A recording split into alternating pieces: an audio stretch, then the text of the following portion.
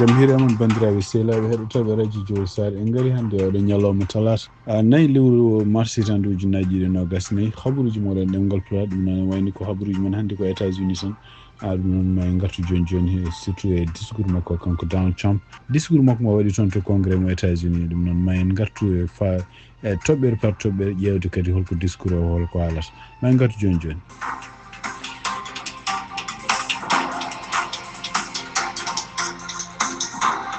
bandiraɓe sehlaɓe heɗotoɓe radio Jowol Sare min ɗenni en gardinimi habaruji men ko États-Unis puɗɗorɗen ɗum noon ko toon to Washington hono kanko Donald Trump en wayno hannde woni ñalawma mo wiyanomo o ar toon to congrès ɗum noon wawde huccidde kadi e assemblée walla congrès ɗo mo États-Unis hucciɗe ɗum e wadde makko discours makko gaddono donc e nder ko famata tan e tumnade kadi kamɓe haralleɓe ko fati konnguɗi ɗi président haalata walla ɗi politicien kalata ɓe mbi ko toɓɓe ɗiɗi goni hen toɓɓe gadanɗe enen wayno ko haali hen gueɗe kewɗe ɗe ganduɗa oɗo saha joni woni koye waylude leydi ndi surtout henno gouvernement fédéral e surtout kadi e wiide makko won gueɗe kewɗe ɗe ganduɗa en hawneke ma yimɓeɓe paamoye ɗum ma yimɓeɓe kadi jaɓa ɗum wonde ko woni koye ƴewde kala kalisaji bonniseɗe artirde ɗum e leydi ndi suuɓima hen hono Elon Musk ɗum noon kadi ko yiiti won gueɗe kewɗe ɗe ganduɗa gujjitanoɗe e leydi he walla kalisaji bonniseɗe e leydi he ko gueɗel ɗiɗi ɓe guel ko fate tarifaji ɗum noon tarif siftinɗon tan ko hannde fuɗɗi tarif noon ko ɓeydude kalisaji e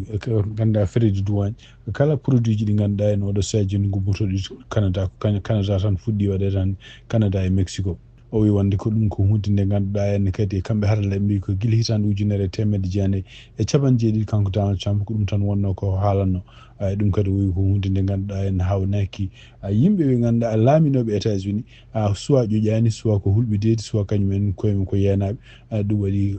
ko heewi leyɗele takkiɗe ɗumen walla leyɗele ɗe ganduɗa en nelde kaake men ga e États-Unis ɗum en kutoro États-Unis kañum au lieu de États-Unis dañi hen ko wiyete gañaɗi ko kamɓe ɗeɗon leyɗele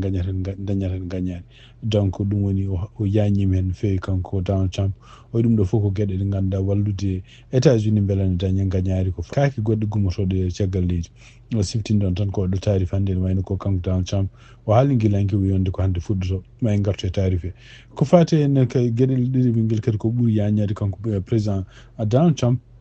ko yennude hono mo ancien président Joe Biden o wi wonde ko ene wayno ko laamu makko ndayre nde ɓe tawi ko laamu Joe Biden oppaniɓe kadi caɗele mawɗe patuɗe ngaalu oppaniɓe kadi ne wayno ko caɗele patuɗe en no gurdam no wayi tidde ɗum koɓe mbiyata inflation haali hen kadi gueɗe kewɗe patuɗe en sur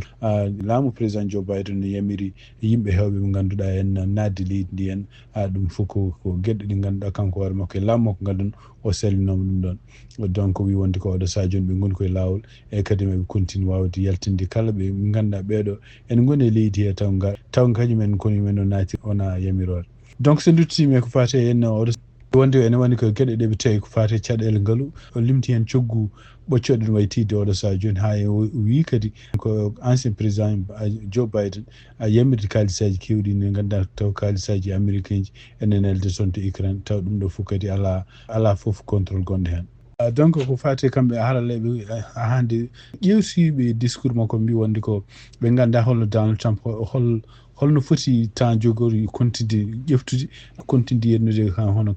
ancien président Joe Biden Donald Trump ko fonno famde ko wonde ko yimɓe wotanɓe walla hay yimɓe ɓe gotananimɓe ƴewata ko kanko joguiɗo laamu o ko kanko foti réglude probléme uji makko wona heɗade kanko joguiɗo laamu o mo yenna yimɓe wodɓe ko fate tarif surtout en siftinono hono kanko Donald Trump hanki o haali no wi wonde ko ne wayno ko tarif mo haalata ɗum noon ko guerre ɓeydude frais douane hakkude produit ji gummotoɗe caggal leydi o wino ko hannde fuɗɗoto ɗum noon wayno fuɗɗima hannde e oɗo ñalawma hannde produit ji kala gummotonoɗi toon to Canada e gummotoɗon to Mexico ene wayno kanko Donald Trump o yamiri on 25% yo ɓeyde hen ko hunde nde ganduɗa kamɓe Canada kamɓe koye mabɓe ɓe mbi wonde ene wayno ko kamɓe koye mabɓe koɓe yamirɓe ɗum en même temps ko ɗum waɗi e ñalawma he on sibabude ɗiɗo prix ji ɓeyde ɗum hono jeere ɗo ganduɗa kalisaji gosseteɗo surtout enen kalisaji aduna o marché kalisaji ene wayno ko fuɗɗima yande surtout wonande américain ci ɗum noon ne wayno ko hunde kadi hande ko ruttitade ko fate no discours makko ñalawma 43 caggal nde kanko Donald Trump o ƴefti laamu ɗo e États-Unis eyyi ɗum noon ne wayno ko discours makko ɗaminno wonde ko hawnaki kanko fentuno pour wonde ene hawnaki ma démocrate en e surtout en ma ngullumo ma callo kadi heɗade minno kadi ne wayno ko hawnaki yimɓe hewɓe ma ngar kadi kaɗamo haalde discours aji makko ko yiya hen tan hono démocrate goto jeeyaɗo toon to Texas biyeteɗo Al Green kañum hoore mum caggal nde sali jooɗo caggal nde kañum hoore mum continue jabodire makko kañum hoore mum yaltinama to congrès o ko wawi wonde fof discours makko oɗo hande ƴeewa mo waɗi kanko Donald Trump ko discours mo mbiyata partisan ɗum noon ene wayno ko hucciten ɗum tan koye no hucciten ɗum tan koye républicain ji o hucciti ɗum tan kadi ko gueɗe ɗe ganduɗa en kamɓe républicain ji wonde ko hay sinde wona mabɓe oɗo saha joni en puɗɗima sikkitade e gueɗe ɗe ganduɗa kanko Donald Trump waɗaɗe ene wayno ko encouragé ɗumen wonde ko woni koye lawol ko waɗata ko hen kadi ko pour intérêt mum ɗum noon ene wayno ko rokkude kadi oɗo saha joni sibabu nde haalluji ɗi o haalɗi ki démocrate en tugnade e haralaɓe ko fati discours aji makko kaali o rokki ɗumen ene wayno ko kaɓirɗe ɗe mbawi habtorade ko fati campagne uji men donc hande ko fati tarif e tugnade kadi e ko yalti so CNN ko haali ono kamɓe ene wayno ko marché toppitiɗo ko fati kalisaji ɗi gossete ɗum noon ene wayno ko hiisa hande ene wayno ko kamɓe américain ji ɓe perdi no fewi kalis ko ɗum waɗi hono kanko secrétaire toppitiɗo ko fati commerce leydi ndi o haali o wi wonde ko alay saago ɗiɗo décision ngaji ƴeftaɗe hande ko fati tarif hawnaki ñalawma janggo maɓe il faut ɓe caañ ɓe mbayla ɗum ɗon kono noon ɗum ɗon ko hunde nde Donald Trump jaɓani o wi wonde ko tarif ko kontinde firti tan wonde ko kanko Donald Trump guerre oɗo mo ƴefti ko fate ɓeydude fereje douane ko nande ɗiɗo produit ji gummotoɗi toon to leyɗele taari mum ene wayno ko addi caɗele mawɗe wonande nder leydi he wonande kadi ene wayno ko hawnaki hakkude ɗeɗo leyɗele ɗiɗi hakkude États-Unis e leyɗele taari ɗumen ko ɗum waɗi hono toon to Canada hono kanko premier ministre mo Canada Justin Trudeau o haali kadi haala mawka o wi wonde omo ƴeftoɗo discours wonde ko ene wayno ko oɗo ñalawma hannde kanko Donald Trump o wi wonde komo waɗa ummina guerre hakkude prix ji hakkude kamɓe États-Unis e leyɗele taariɓe mais surtout Canada ko leydi ndi ganduɗa jokkodirde mabɓe dumunno ɓoyɗo e leydi kadi ene wayno ko kanko premier ministre o haali wi duuɓi jeetati ɗi woni premier ministre ɗi Canada e États-Unis mbawi jaɓodirde kadi gueɗe kewɗe ko fate ngaalu ko fate kadi jokkodiral diplomatique oyi kono ne wayno ko oɗo ñalawma hannde hono kanko Donald Trump o wi wonde komo kuppu ngal ɗon jokkodiral e kadi ko oɗo ñalawma kanko Donald Trump kañum hoore mum o dari kadi e nder podium omo manta ene wayno ko Vladimir Putin mo kanko Justin Trudeau mo takki wonde ko criminel ko neɗɗo jamfante ko neɗɗo kadi o liirde kanko Donald Trump omo manta sehilaɓe makko manta yaadiɓe makko omo manta kadi hoddiɓe makko o mantata ko Putin ko wawi wonde fof e tugnade kadi hande ko CNN ƴefti ene wayno ko kanko Donald Trump guila ni o waɗani discours makko oɗo saha joni ene wayno ko américain ji puɗɗima découragé ade puɗɗima kadi wiide wonde ko ene wayno ko kanko hoore makko wattani haqqille e gueɗe ɗe ganduɗa cohlaɗo ɗo e Amérique donc e nder poluji e nder sondage jaltuɗe ene wayno ko ɓe mbi wonde ko ne wona 52% ene wayno jaɓani ligguey mo waɗata o surtout henne tawɗa dama hen segde yimɓe won hadde won bénéfice aji won hadde kadi won gueɗe wonɗe ganduɗa henne taw miskineɓe ne pawino hen donc so ƴeftama kadi poluji surtout ko wayno indépendant en jeegom e sappo foof ene wayno ko oɗo saha joni koko mbi wonde ko keftino kañumen koyemumen jiiɗa ligguey mo waɗata o ɗum noon ne wayno ko 59% indépendant en kañumen oɗo saha joni koko mbi ligguey makko moƴƴani ƴewama leydi ndi no fecciri ni ko fate sukaɓe so tuggi 17 ha 34 ene wayno ko 49 tan woni 59 ene wayno pratiquement mbi ko ligguey makko moƴƴani kanko Donald Trump so ƴewama ko wayno espagnol uji ene wayno ko 59 mbi ko ligguey makko moƴƴani kanko Donald Trump so ƴewama banggue ɓaleɓe taw ko ɓaleɓe mawɓe ene wayno ko mbi ko wonde kene wona 72% mbi ko wonde ko ligguey makko moƴƴani kanko Donald Trump rewɓe ne aussi ko ɗon jaari ene wayno ko 58% mbi wonde ko kanko Donald Trump ligguey makko moƴƴani oɗo saha joni ene wayno ko o wawani andude holko woni priorité holko américain ji jogui ɗum ɗo fof ko gueɗe ɗe ganduɗa hen ko fati e kanko Donald Trump ko fuɗɗi e laamu makko ene surtout ene ballodiral Elon Musk e wiide mabɓe waylude gouvernement fédéral mo États-Unis ono liggorto ga hande tugnade discours makko kanko biyete Slatkin o wi wonde ene wayno ko oɗo Sadio junior Ronald Reagan to woni yanani mo fof nana woyto nena ɗumin sibabunde discours makko kanko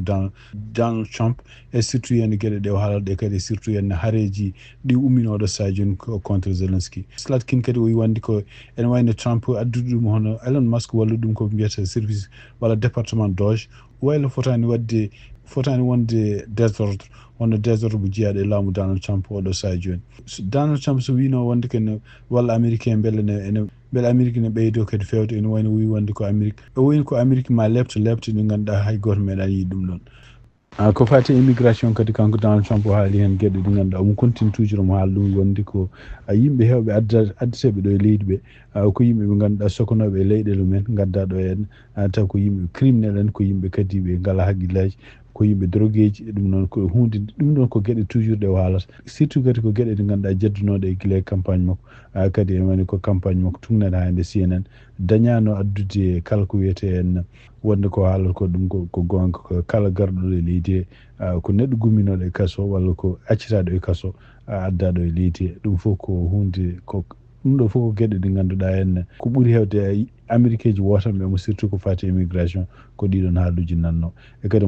o continue haalde ɗum kadi hande e nder discours makko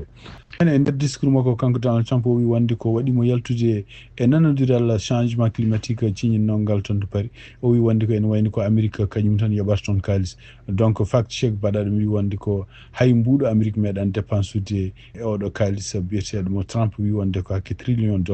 walla milliard uji kewɗi dollar mbaɗama taw ko Amérique naaɓe jooɓi ko fate ngal ɗo nanodel Paris kanko Donald Trump kadi e nder discours makko haali hen o wi wonde ko canal Panama mo wiyata mo hefto wi wonde ko sibabude oɗo canal nde ma hete nde ene kene wona 37 ujunere Amérique naaɓe maayi hen ɗum ɗon kadi ene wayno ko CNN ne waɗi fact check wi wonde ko oɗo canal nde ma hete nde e tuggi hitande ujunere 1900 ha hitande ujunere e 1914 maayi hen ko ujunnaji 5,600 neɗɗo maayi hen hay ɗum ne ɓeɗon maayiɓe hen ɓe ko yimɓe ɓe ganduɗa ko yimɓe ɓaleɓe jeeyaɓe iluji surtout jeeyaɓe toon to Barbados e jeeyaɓe toon to Jamaica ɗum noon kadi ko tugnade hande CNN ko haali professeur histoire goto biyeteɗo Julie Green hande kadi ko fate discours makko kanko Donald Trump o haali o wi wonde ko social sécurité ɓe tawi ken wona million ngaji 4 e feccere walla million ngaji 5 neɗɗo taw ko yimɓe ɓe ganduɗa ɓuuri duuɓi temedere e kañumen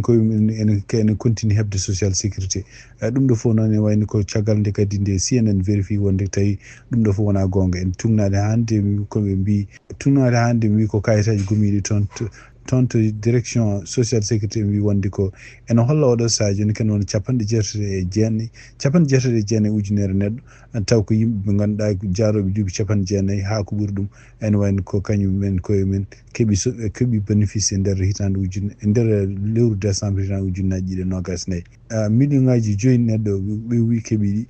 comparé e ko wiyete 69 ujunere ɗum ko hunde jiida ko jiida ɗum ɗon e wayno ko kanko gardiɗo social sécurité lomtiɗo ene wayno oɗo Sadio biyeteɗo Leland Dudek kanko hoore makko o haali woyi wonde ko ene wayno ko kayitaji goɗɗi social sécurité fof ene wayno ko ɓe jiiɗi ko famnude laamu kesgu ngu yimɓe ɓeɗo limtaɓe e nder oɗo liste ken wona 69 o wi wonde ko hay sinno ko jomumen ko mayɓe ne hawnaki taw ko jomumen ko mayɓe kono noon ɓe ngala ala ko winda e nder dossier ji men wonde jomumen ko mayɓe donc ɗum waɗi oɗo Sadio ni kanko dude ko o wi wonde ko social sécurité wonno koye hitande fof woni koye ƴewtade vérification pour wonde hol yimɓe wurɓe hol yimɓe mayɓe donc ɗum ɗon ko fact check kadi mo kamɓe CNN mbaɗi kanko Donald Trump kadi ene wayno e nder ko continue mo yenno président Joe walla ancien président Joe Biden o haali hen kadi hono coggu ɓoccoɗe o wi wonde ko o tawi ko Biden bonni leydi ndi hen hay coggu ɓoccoɗe koko ɓeyditidde kono e nder CNN ko ƴeewi wonde koye nder hitande ujunnaji 2023 walla ko adi ɗum ene wayno koene wonno ñaw gotu gonnogu ɗo ene ñawgu kadi ko gertoɗe kala ko wiyete ndiwru yanata nguɗon ñawgu noon sibabude kamɓe peeje ɗeɓe jogui kamɓe vétéran ɓe jogui ko wonde ko kala ɗo ndiwri neha ɗum noon e wayno sibabude oɗon virus woni ɗon oɗon nokku foof ndiwru gonnon ɗo ɓe ware ha laaɓa ko ɗum waɗi e nder hitande ujunnaji 2023 carton mbaɗo 12 ɓoccoɗe wonno ko mbuɗo e feccere kono noon ɗum noon ko tugnade kadi e bureau toppitiɗo ko fate en statique du travail kono e nder hitan kono e lewru janvier hitan ujunnaji ɗiɗi nogas tati sipabunde oɗo virus biyeteɗo ne wayno ko ɓoccoɗe ɗe ɓeydi ummi mbuuɗu e feccere fati prix o montoyi ha yetti $10 ɗum noon ene wayno ko monti ken wona 228%. ɗum noon ko sibabunde oɗon virus temps mo kanko président Joe Biden oppi laamu e mois de janvier ene wayno ɓoccoɗe wonno ko $4.95. oɗo saha joni ne wayno ko nen continue ɓeydade par ce que oɗo virus kalteɗo ko fati en dewri nene en continue e laamu makko kanko président Donald Trump. Donc firti wonde ko yennata président Joe Biden ko ɗum ɗon ko wona noon woori. Ko fati relation international hono kanko Donald Trump o haali wondi ko omon continue liggade no wawiri pour dartinde guerre gonɗo toon to Ukraine hakkude Russie e Ukraine ko siftinden tan hono kanko président Zelensky e nder kadi lettre mo windi toon to Donald Trump hande o wi wonde ko ene wayno ko équipe makko kanko président Volodymyr Zelensky e kanko kadi ɓe liggoto ene eɓe paari ha hande artude wawde kadi signinde wonde contrat mo kamɓe Amérique ɓe ɗaɓɓino pour ittude minerai toon to Ukraine. Donc hawnaki ma en gartu kadi ko fate gueɗe ɗe ganduɗa kanko Donald Trump haali surtout wayluji e surtout kadi réaction ngaji ɗi ganduɗa en kamɓe démocrate en caggal nde kanko oɗo sénateur biyeteɗo Slatkin nde o jaabi ko kanko woni jaabiɗo discours Donald Trump ko siftini ɗon tan e nder constitution ko yamiɗi ko kalade président ari waɗi discours ene wayno ko parti opposition kañum ne suɓata neɗɗo waɗa discours kene contredise ko oɗo président haali ko donc ene wayno ko kala ko fact check kalteɗo ko ɓuuri hen hewde ko kanko Slatkin ko kanko woni baɗɗo oɗon discours. ko jiita affaire international woni ko kanko Trump yetti hen joom suudu makko o wi wonde ko gumiɗo oɗo saha joni sosde pelle surtout hadde ko fate ɗa yeyde sukaɓe rewɓe guerɗo ko ganduɗa pornographie o yetti hen kadi ne wayno ko compagnie ji mawɗi gardiɗi ko wayno Apple ko wayno Oracle ko wayno kadi hono kanko Elon Musk ni e compagnie ɗi ganduɗa supporte mum ko milliard uji yimɓe ɓe ganduɗa joom kalis hen supporte ɓemo kanko Donald Trump o yetti ɗumen o wi wonde ko hawnaki ɓeɗo kadi ma ballu laamu makko walla leydi ndi ɓeydude liggeyaji beele leydi ndi ne yaara yeeso ko wawi wonde fof ko discours o en tumnade kadi e haalluji kamɓe haralleɓe CNN ɓe mbi ko discours juɗɗo no fewi ko discours kadi kanko hoore makko ɓuuri judde e discours mo kanko ancien président Clinton wonno e hitande 1990 donc ma en gartu e journal men janggo ko fati hande conséquence oɗo guerre gonɗo hakkude kamɓe États-Unis e kamɓe surtout yen no hoddiɓe mabɓe ko wayno Canada e ko wayno Mexico. bandiraɓe sehlaɓe heɗotoɓe radio Diosar ko ɗum ɗo min jogo noon hande oɗo journal momin mbaɗantono ɗemgal Pulaar ɗum noon koko fati tan e discours mo kanko Donald Trump waɗi hande toon to congrès mo États-Unis ɗum noon discours